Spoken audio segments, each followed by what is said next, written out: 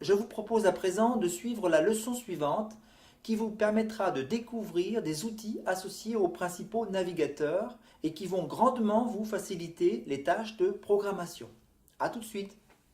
Voici des éléments concernant un outil utile pour déboguer vos développements.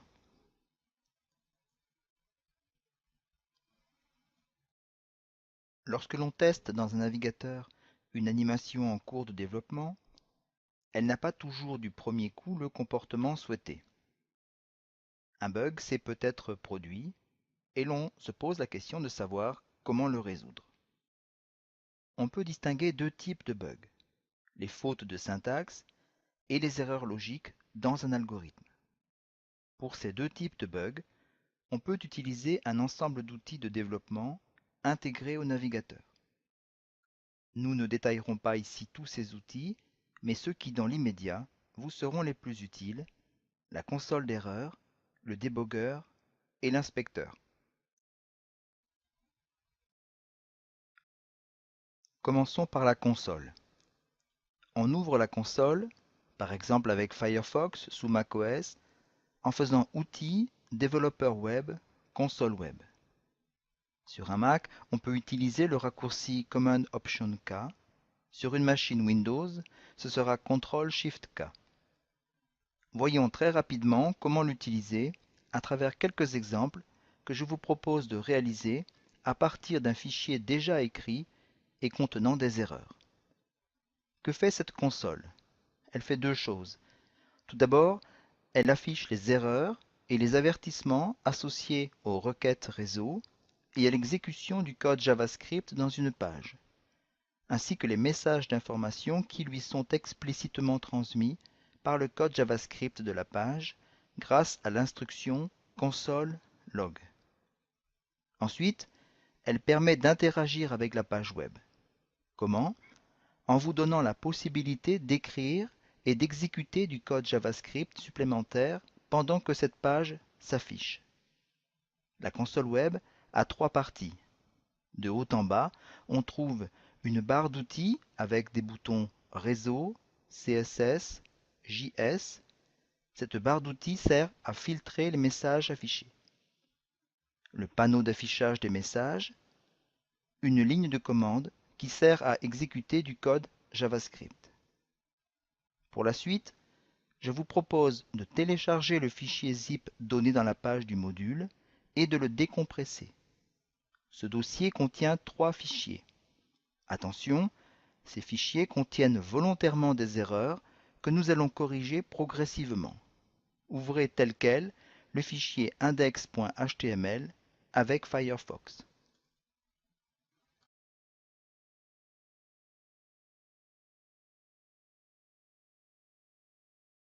Ouvrez la console web et s'il n'est pas grisé, cliquez sur le bouton Console web, puis choisissez de filtrer les messages de type réseau. Rechargez la page. Nous avons ici l'exemple d'un fichier CSS que la page HTML essaie de charger, mais qui n'existe pas ou dont le nom est mal orthographié. La console web, à condition de filtrer les messages en cliquant sur le bouton Réseau, détecte cette erreur. Pour ceux qui travaillent avec un Mac, la console du navigateur Safari est même encore plus explicite. Vidons la console et corrigeons cette erreur. Le fichier CSS présent s'appelle style.css, donc soit on le renomme en style avec un s.css, soit on corrige la balise link du fichier HTML. Imaginons maintenant que le fichier CSS lié à la page HTML contienne l'instruction suivante où la propriété background a été mal orthographiée. La console web, à condition de filtrer les messages en cliquant sur le bouton CSS, détecte cette erreur et indique dans quel fichier CSS et à quelle ligne elle se produit. Si vous cliquez sur le lien style.css sur la droite du panneau d'affichage, l'éditeur de style s'ouvre et vous pouvez corriger en direct cette erreur et enregistrer cette modification. Vous voyez que le fond de la page prend aussitôt la couleur choisie, un gris très clair. Vidons la console et corrigeons cette erreur.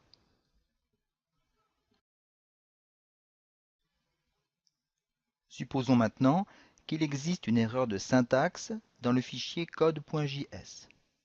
On souhaite écrire document getElementById, mais on l'écrit document.getElementById sans le T de document.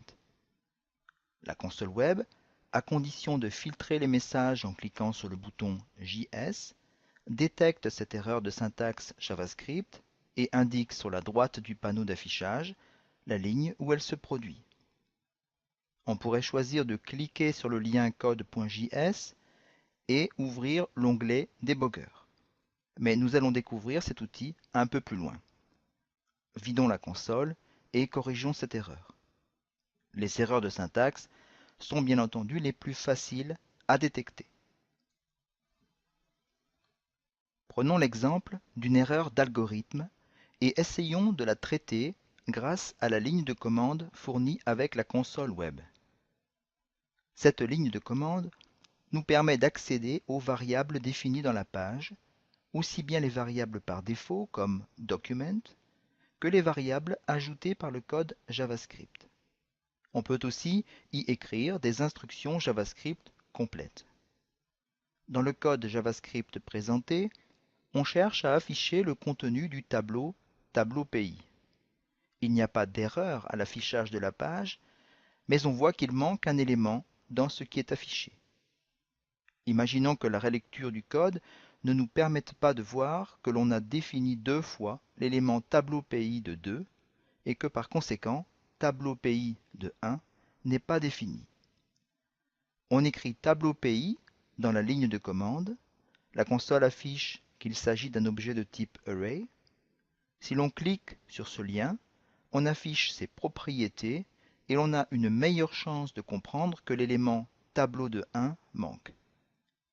Vidons la console. Une autre fonctionnalité intéressante de la console est l'inspecteur. Prenons l'exemple du code ci-dessous. On affiche la page et on choisit d'utiliser l'inspecteur.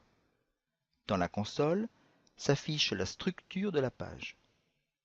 Si l'on déplie les éléments, et si l'on sélectionne par exemple le premier élément div qui porte l'identifiant titre, on peut accéder à toutes les informations de style sur cet élément, ce qui peut être très utile à un moment de l'exécution lorsqu'une partie de ces styles est définie dynamiquement à travers JavaScript, comme c'est le cas dans cet exemple pour la propriété background color de l'élément titre.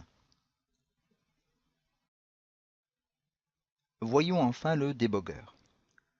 Le débogueur est très utile pour suivre pas à pas l'évolution du code et des variables.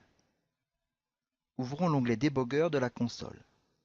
Dans la partie gauche de la console, on choisit le fichier JavaScript que l'on souhaite examiner.